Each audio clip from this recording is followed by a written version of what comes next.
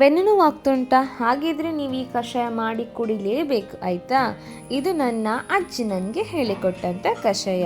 ನಮಸ್ತೆ Karnataka, welcome to our channel. ನಾನಿವತ್ತು ಮುಟ್ಟಿದರೆ ಮುನಿ ಗಿಡದ ಬೇರಿನಿಂದ ಮಾಡುವಂತಹ ಕಷಾಯವನ್ನು ನಿಮಗೆ ಹೇಳ್ಕೊಡ್ತಿದ್ದೇನೆ.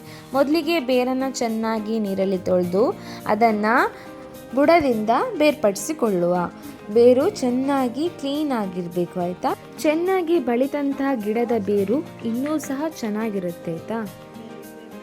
ಬೇರ್ಪಡಿಸಿದ ಬೇರನ್ನು ನಾನೀಗ ಒಂದು ಕುಟ್ಟಣಿಗೆ ಹಾಕಿಕೊಂಡು ಅದೇ ಕುಟ್ಟಣಿಗೆ ಈಗ ನಾನು ಸುಮಾರು 1 ಚಮಚದಷ್ಟು ಜೀರಿಗೆ ಹಾಕಿ ಮೆತ್ತಗೆ ಅದನ್ನು ಕುಟ್ಟಿ ಜಜ್ಜಿಕೊಂಡು ಈಗ ನಾನು ಅದನ್ನು ಒಂದು ಪಾತ್ರೆಗೆ ಹಾಕಿಕೊಳ್ತಿದ್ದೇನೆ.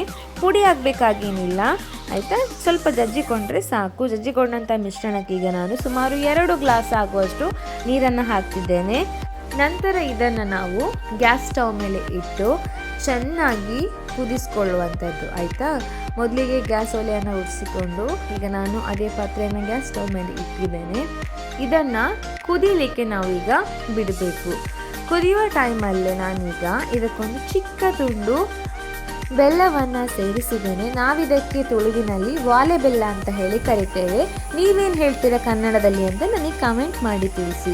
ಇವಾಗ ನೋಡ್ಬೋದು ಕಷಾಯ ಚೆನ್ನಾಗಿ ಕುದೀತಾ ಇದೆ. ಇದಕ್ಕೆ ನೀವು ಕುದಿಯುವ ಟೈಮಲ್ಲಿ ಹಾಲು ಸಹ ಸ್ವಲ್ಪ ಹಾಕಿಕೊಂಡು ಕುದಿಸ್ಬೋದು. ನಾನು ಹಾಲು ಹಾಕಲಿಲ್ಲ. ಇದನ್ನು ನಾವು ಬೇರೊಂದು ಪಾತ್ರೆಗೆ ಶೋಧಿಸಿಕೊಳ್ಳುವ ಆಯಿತಾ.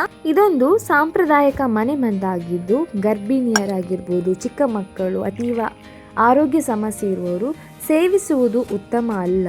ಯಾಕೆ ಹೇಳಿದರೆ ವೈದ್ಯರ ಸಲಹೆ ತುಂಬ ಇಂಪಾರ್ಟೆಂಟ್ ಆಗಿರ್ತದೆ. ನಿಮಗೆ ಕಷಾಯದ ಬಗ್ಗೆ ಗೊತ್ತಿತ್ತಾ? ನಿಮ್ಮನೆಯಲ್ಲೂ ಅಜ್ಜಿ ಈ ಥರ ಕಷಾಯ ಮಾಡಿ ಕೊಡ್ತಿದ್ರ? ಹಾಗಿದ್ರೆ ಇನ್ಯಾಕೆ ತಡ? ವಿಡಿಯೋ ಇಷ್ಟ ಆದರೆ ಲೈಕ್ ಮಾಡಿ, ಶೇರ್ ಮಾಡಿ, ಕಮೆಂಟ್ ಮಾಡಿ, ಸಬ್ಸ್ಕ್ರೈಬ್ ಮಾಡಿ. Thank you.